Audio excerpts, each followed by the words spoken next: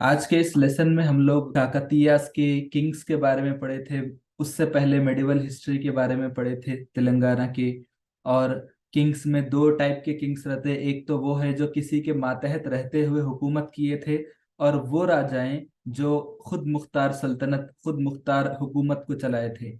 उसके बाद हम लोगों ने पढ़ा था कि दिल्ली जो सलातीन हैं उनके हमले हुए थे।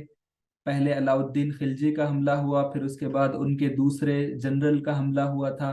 फिर जो तीसरा हमला था वो मोहम्मद बिन तुगलक, जिनको इंग्लिश बुक्स में उलुगु खान के नाम से याद किया गया, गयासुद्दीन के बेटे हैं सुल्तान गयासुद्दीन के। तो उनका जब हमला हुआ तो काकतीय सल्तनत खत्म हो गई। तो अब जो है उनके एडमिनिस्ट्रेटिव सिस्टम्स के बारे में पढ़ेंगे कि कैसा वो लोग इंतजामी उमूर को चलाया करते थे, उनका सिस्टम कैसा था, कैसे मिनिस्टर्स रहते थे। तो यहाँ पे ये आज का लेसन इसलिए आप लोगों के लिए जरूरी है कि आप सिर्फ किंग्स के बारे में पढ़ेंगे या फिर सल्तनत के बारे में पढ़ेंगे, लेकिन अक्सर ऐसे सवालात भी देखे गए हैं कि जो खास टर्म्स यूज करते, इस्तेलाहात यूज करते, उन इस्तेलाहात का के बारे में सवाल भी होता था। तो वो हम लोग उसके बारे में हम लोग आज पढ़ने वाले हैं। तो एडमिनिस्ट्रेटिव सिस्टम अंडर काकतीयास, तो काकतीयास के मातहत में कैसा सिस्टम होता था वो आज हमारे लेसन का हिस्सा है। तो contemporary inscriptions of Kakatiya rulers, there official literary works of the period are providing some information about the nature of Kakatiya administration. तो काकतीय के एडमिनिस्ट्रेशन के बारे में जो कुछ मालूमात हमारे पास मौजूद है वो कहाँ से मिलता?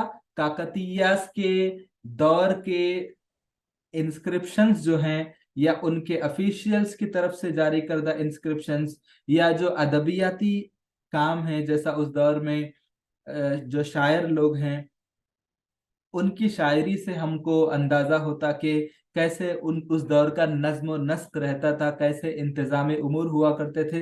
वो सारे वो सारे जराए के जरिए हम लोगों को एडमिनिस्ट्रेशन का पता चलता।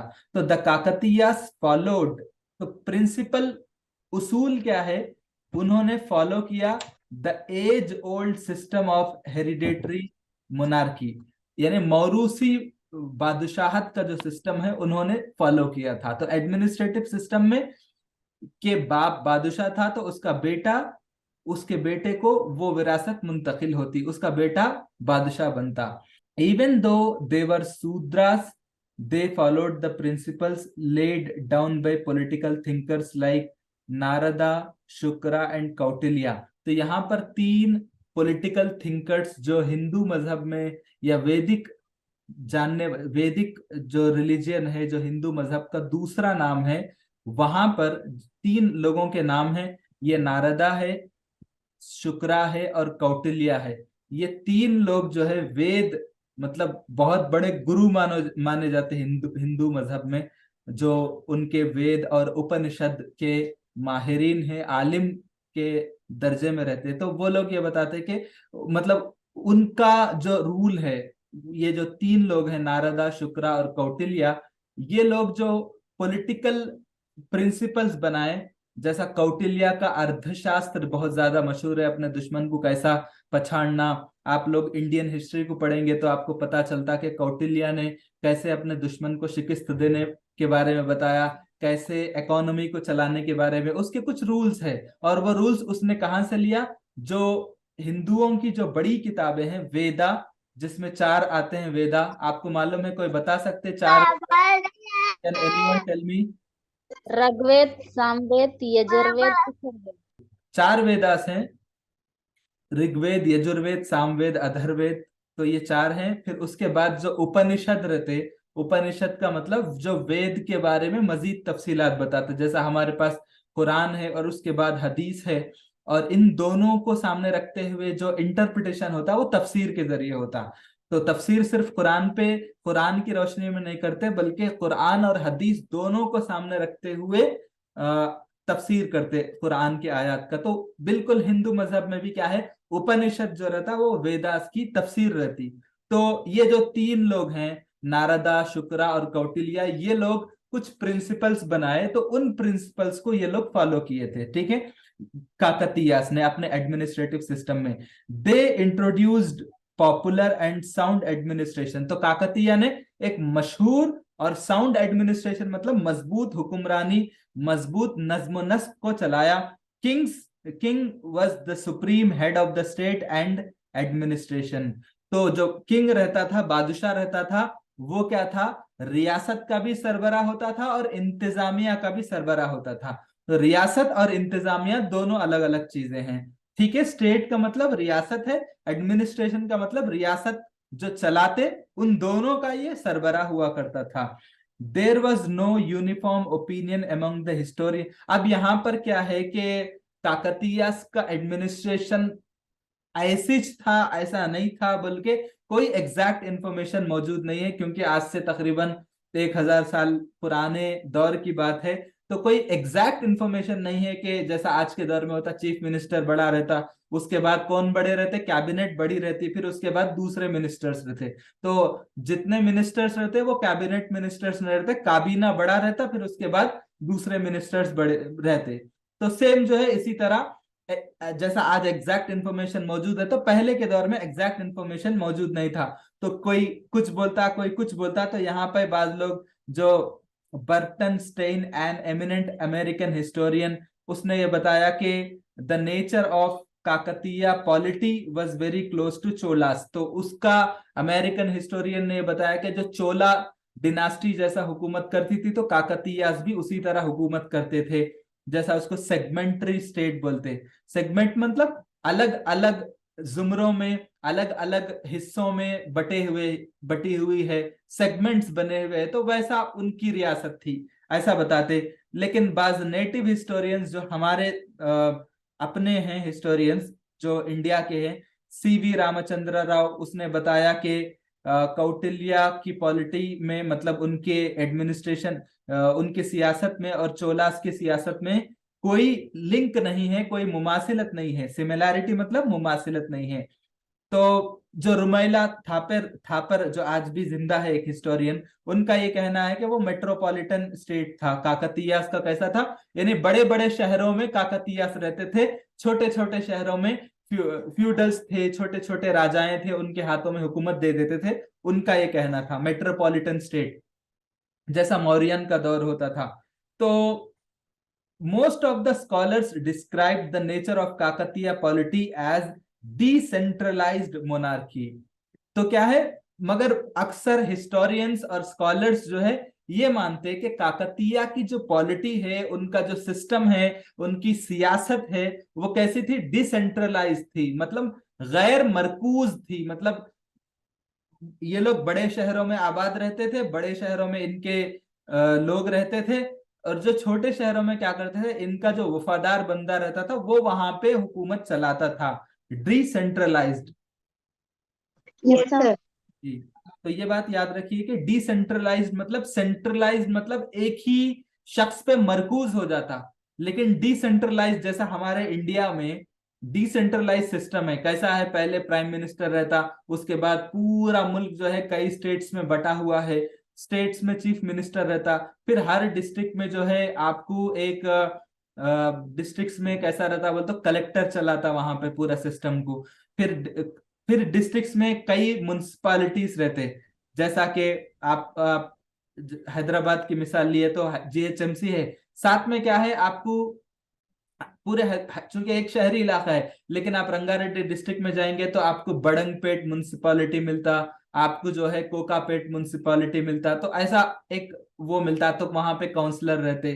फिर बड़े शहरों में मेयर रहता। तो आप देखिए डिसेंट्रलाइज सिस्टम है, हर जगह अलग अलग अलग अलग एक एक, हर एक का एक एक मैंडेट है, वो अपने अपने हिसाब से हुकूमत करते, अपने अपने हिसाब से अवाम की खिदमत करते। तो ये भी वैसे ही था काकतीया का, ये लोग बड़े शहरों में रहते थे, और जो छोटे शहरों में क्या है कि इनके जो वफादार लोग रहते थे वहां पे वो लोग हुकूमत करते थे।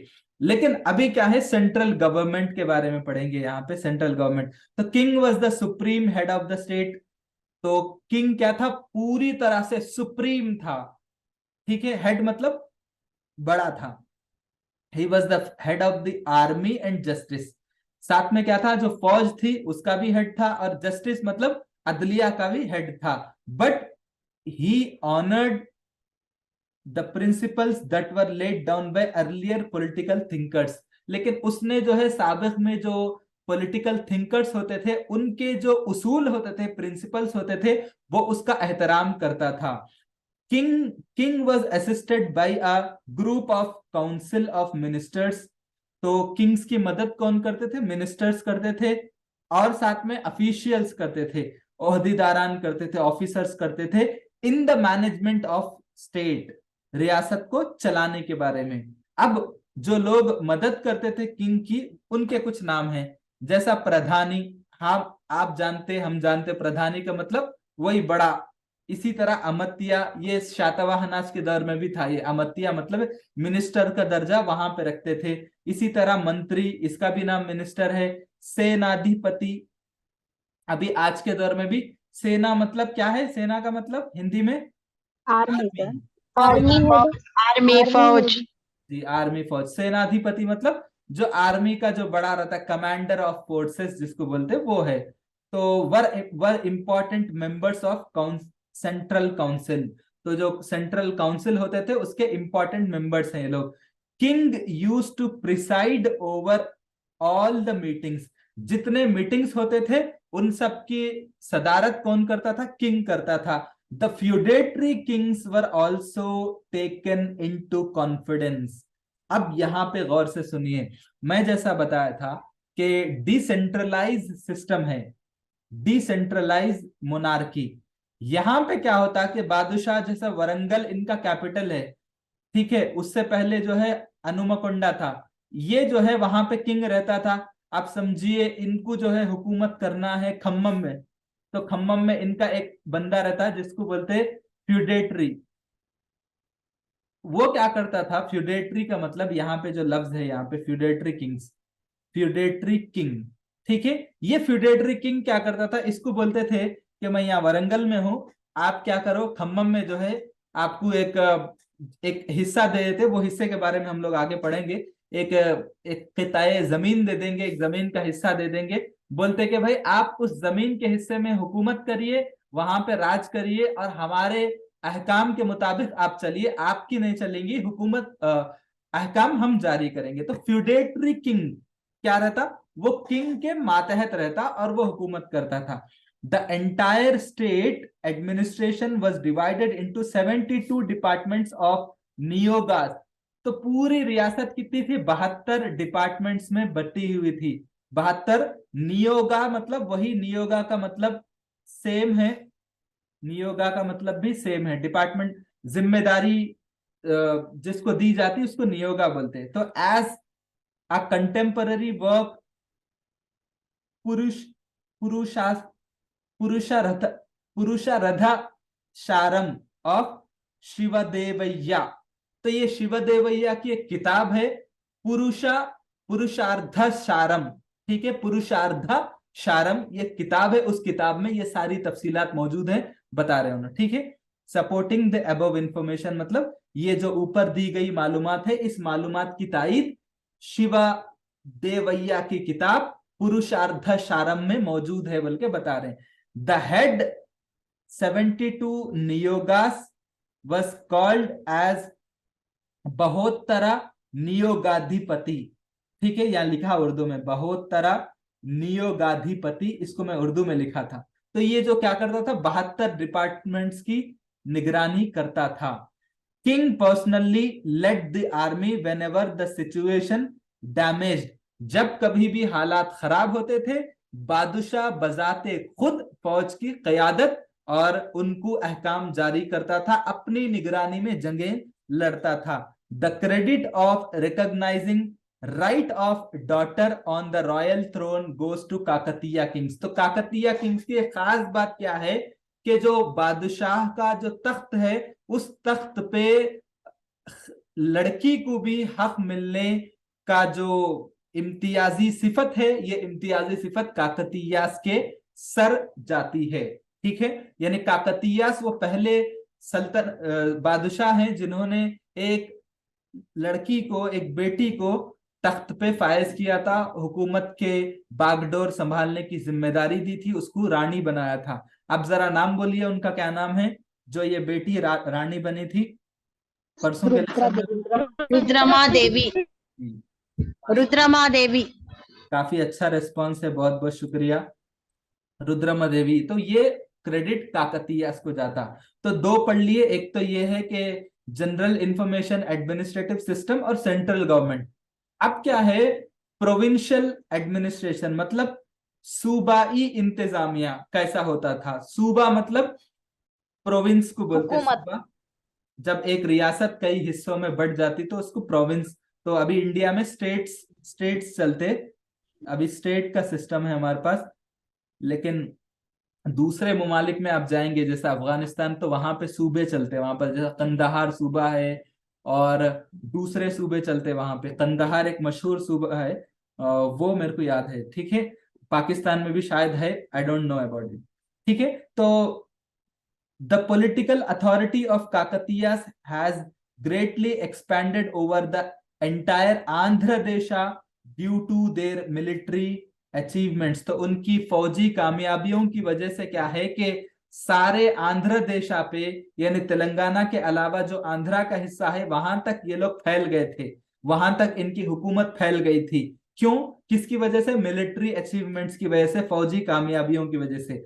सो from the period of Ganapati Deva के दौर से their kingdom was divided into rashtras और प्रोविंसेस। राष्ट्र का मतलब रियासत को बोलते, स्टेट को बोलते, और प्रोविंस का मतलब सूबे को बोलते। तो चूंकि उनकी हुकूमत बढ़ गई थी, गणपति देवा उनका एक मशहूर किंग था, उसने बहुत ज्यादा फैला दिया था। तो उनकी चूंकि अब क्या है कि उसको एक रियासत को कई हिस्सों में तकसीम करना, तो वो राष्ट्र या प्रोविंस की शक्ल में तकसीम हुआ था। फिर इसके अलावा स्थला और नाडु, ठीक है, जैसा तमिलनाडु बोलते तो वो नाडु में तकसीम हुआ था और स्थला में तकसीम हुआ। स्थल मतलब जगह को बोलते, नाडु मतलब जैसा तमिलनाडु है तो वो नाडु है वो, ठीक है। एन इंस्क्रिप्शन डेटेड, एक जो है कतबा जो 1313 कॉमन एरा का है, from Sri Sailam of the period of Prataparudra to, Prataparudra के दौर का एक इंस्क्रिप्शन है जो कि कहां पे मौजूद है? श्री शैलम में मौजूद है, जो कि 1313 में लिखा गया है। तो giving some details about provincial and local administration. तो इस कतबे में, इस कतबे को याद रखिए, जिस कतबे में प्रोविंस और लोकल एडमिनिस्ट्रेशन का जिक्र है काकतीयास के, वो है ये इंस्क्रिप्शन है। तो it also mentioned some of the provincial, like कुछ प्रोविंसेस के नाम ले रहे, जैसा कम्मानाडु, सब्बीनाडु, पक्कानाडु, रेनाडु, वेगीनाडु और मुल्की नाडु। ये कुछ उनके प्रोविंसेस थे, याद रखना जरूरी नहीं है, लेकिन आपके इंफॉर्मेशन के लिए लिखा। और ये क्या है, ये सब नाम कहाँ है? In number of epigraphs found in Warangal, Hanumakonda and Matterawada and Orugallu are mentioned as sthalas. तो जो कुछ एपिग्राफ्स मिले, कतबे मिले वरंगल, हनुमकोंडा, मत्तेरवाड़ा और ओरुगल्लू में, तो वहां पे इनके जो तकसीम होती सूबाई इलाकों की, तो उन उन इलाकों का तज़किरा स्थलास के तौर पे, ठीक है। स्थल मतलब जगह को बोलते हैं, तो स्थलास के तौर पे भी जिक्र, उस लफ्ज का भी नाम उन एपिग्राफ्स में पाया गया है, उन कतबों में पाया गया। तो स्थला का मतलब क्या है? रफली 20 गांव का एक स्थला होता था, ठीक है। जहां पे 20 गांव होते थे उसको क्या बोलते थे? स्थला बोलते थे। तो ये आपको याद रखना पड़ता है कि कैसा उनकी हुकूमत रहती थी। और provincial governors and incharge officers of sthalas functions as per the rules laid down by the centre. तो मरकज जो उनका होता था, मरकज में जो राजा जो रूल्स बनाता था, उन रूल्स पे जो प्रोविंसेस, जो सूबाई गवर्नर और इंचार्ज ऑफिसर्स थे, वो उन अहकाम पे अमल किया करते थे, ठीक है। आई होप ये भी हिस्सा, एपिग्राफ का मतलब कतबे को बोलते हैं, ठीक है। हमारे 6 कतबे हैं काकतीयास के, बहुत ज्यादा मशहूर है, सवाल आए थे इससे पहले, उम्मीद है कि आगे भी आएगा। तो प्लीज आप उसका वीडियो में मेरे चैनल पे है, इंशाल्लाह बाद में बताऊंगा, पहले हम अपने लेसन पे फोकस करेंगे, ठीक है।